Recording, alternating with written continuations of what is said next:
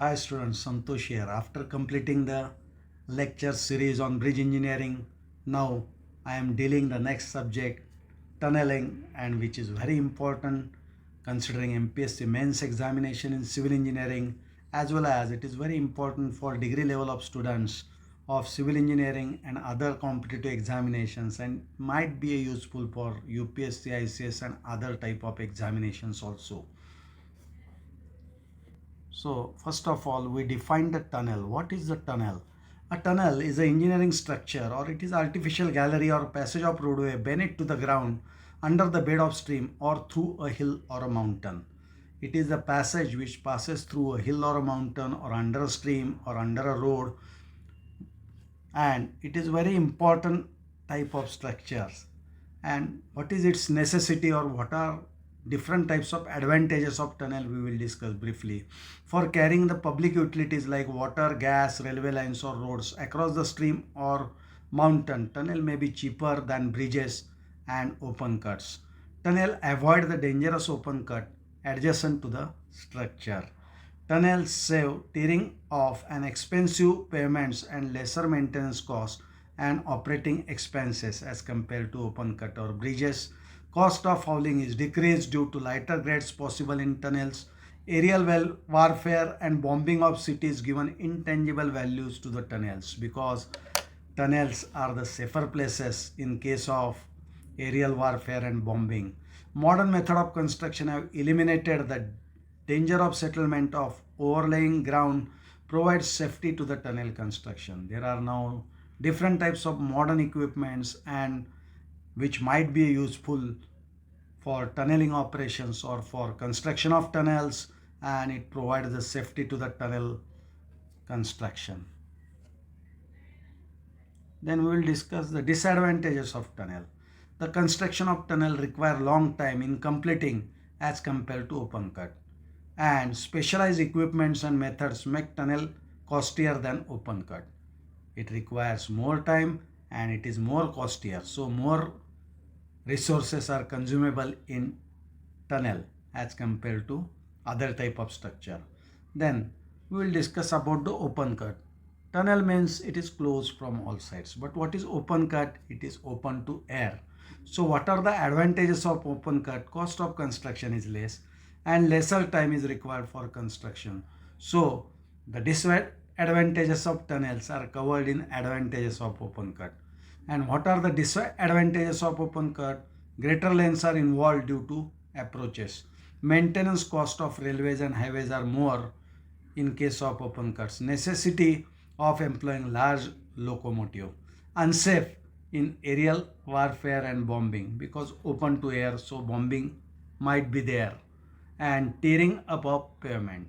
Okay, these are the disadvantages of open cut, which is exactly opposite to the tunnel.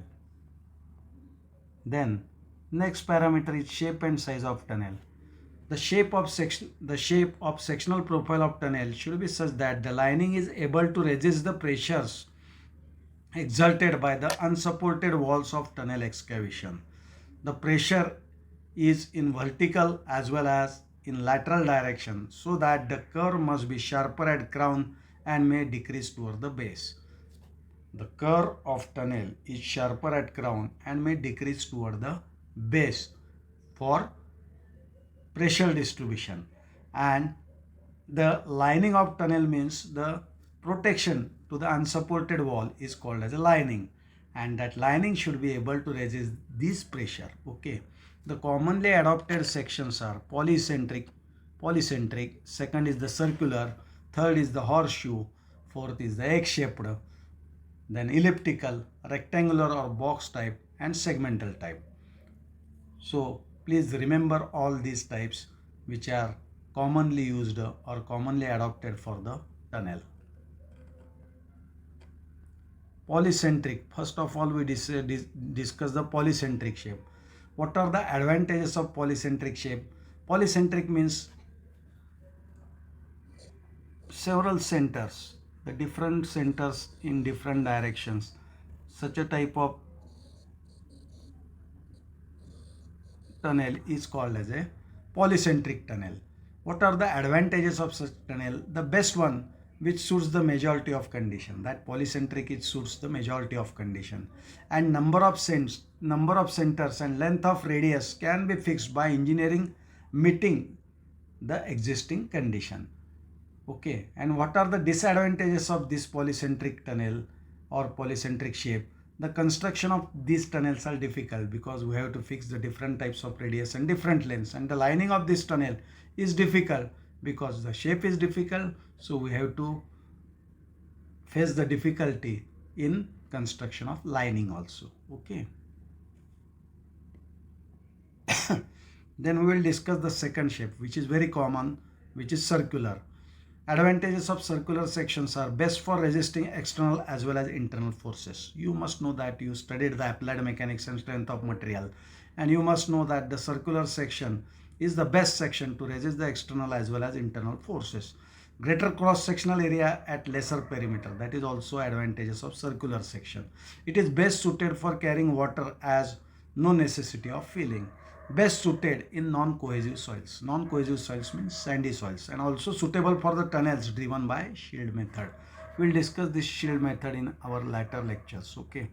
What are the disadvantages of circular section? Require lot of filling for railways and roadways. It required lot of filling because we have to provide certain base for the roadway or railway, so it required a lot of filling, and this shape is more difficult for placement of concrete lining.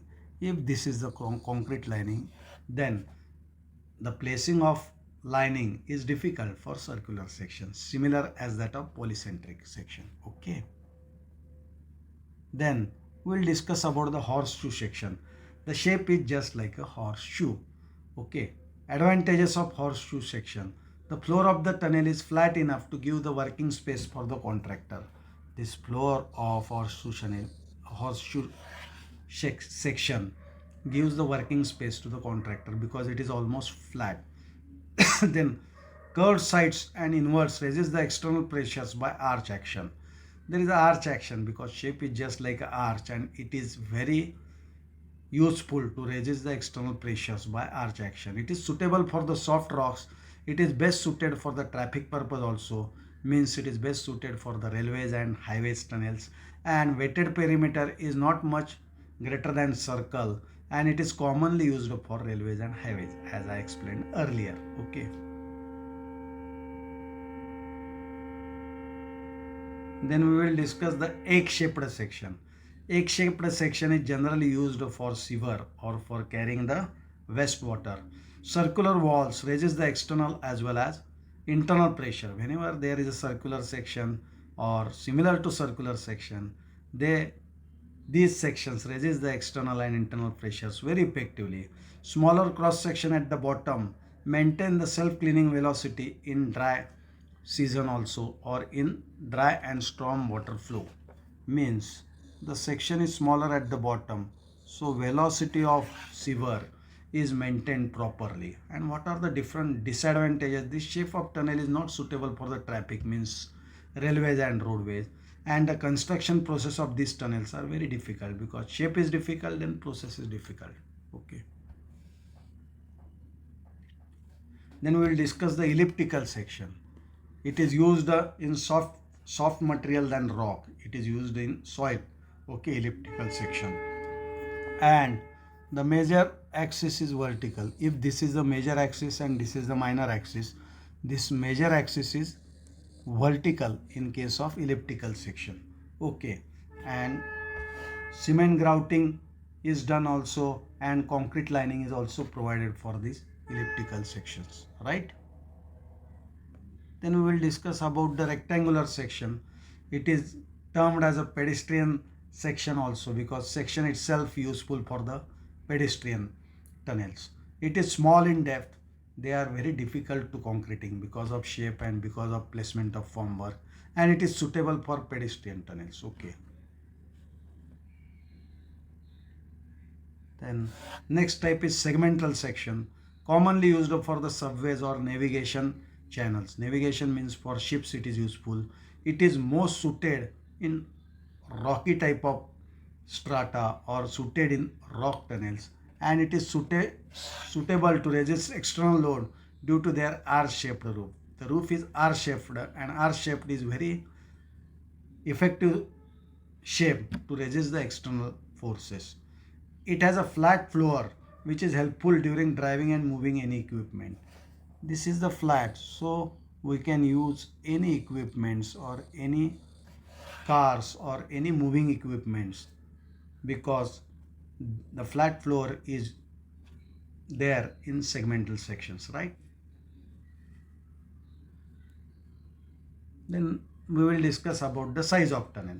The following aspects have to be considered because whatever the aspects considered in deciding the cross section of railways and roadways, that factors must affect the size of tunnel. So first of all, volume and type of traffic.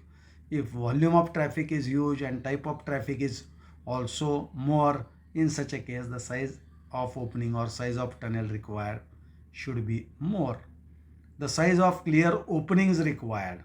Openings are also important, or clearances are also important. There are two types of clearances. You must know that. First is the horizontal clearances and second is the vertical clearances. Vertical clearances means top of locomotive to top roof of tunnel, and horizontal clearances means the distance between the lining and the size of locomotive. Okay. In single railway track tunnel, clear space of at least 75 centimeter on the each side should be allowed between the tunnel wall and the side of the largest locomotive, means horizontal clearance, and clear space of 100 centimeter should be allowed between the roof and the top of locomotive, means vertical clearance. So we must consider the horizontal clearances and vertical clearances. Then thickness of lining. Thickness of lining means the thickness of protective material provided on the sides and top roof of tunnel. For sides it is 5 to 7.5 centimeter and for roof it is 22 to 60 centimeter. Then drainage facilities required. Drainage condition and type of drainage system adopted will influence also size of tunnel. If drainage is more, the size of tunnel required is more. If drainage is less, size of tunnel required is less as compared to other tunnels. Please look at this typical two-lane highway tunnel. This is the typical two-lane highway tunnel. This is the first lane and this is the second lane. Okay, and the size required is 12.5 meter. Okay, not centimeter, it is meter, and the height is required is 11.3 meter in typical cross section of two-lane highway tunnel. And also it is very important to provide the fresh air ducts also and exhaust air ducts also to remove the air from the tunnel. And this is second figure is typical single track railway tunnel. This is railway tunnel. These are the rails and these are the distances. This is the vertical distance, that is at least 7.3 meter at the top of roof up to the top of the rail, and 15 centimeter slab is also provided to rest the track on that. Okay, and the thickness of lining is also shown, which is around 45 centimeter in this figure. These are the typical figures sometimes asked in degree level of examinations to draw figures or typical cross sections for the tunnel, for two-lane highway tunnel as well as single track railway tunnel. And for more notes and for more details, you may please contact my administrator, and my email ID is there. You can contact me on the email also. And I am congratulating you for subscribing my channel for this tunnel engineering. Also, you must listen my all lectures on bridge engineering, and I am again going to deliver all the lectures on tunnel engineering which might be useful to you as a civil engineering student or as a fresher or as a beginner in civil engineering. And I again request you to subscribe my channel if you have not subscribed my channel. And thank you. Good night. Bye bye.